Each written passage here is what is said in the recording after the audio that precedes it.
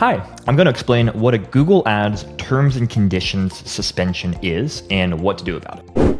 And my name is John from StubGroup. We are a Google Premier partner and the #1 resource in the world for fixing Google suspensions and policy issues. So if you're in your Google Ads account and you see that red bar at the top of the account and it says something like you are suspended for violating Google's terms and conditions, most likely what has happened is you have a Google Merchant Center account as well, and that Google Merchant account has been suspended, probably for misrepresentation, maybe something else. But I would say 95% of the time that we see this terms and conditions suspension in Google Ads is because of the ad account being connected to a suspended Google Merchant Center account. And generally in this situation, what you need to do is not appeal the ad account suspension.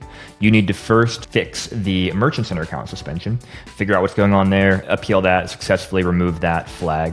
And then once you've done it, then you appeal the ad account suspension.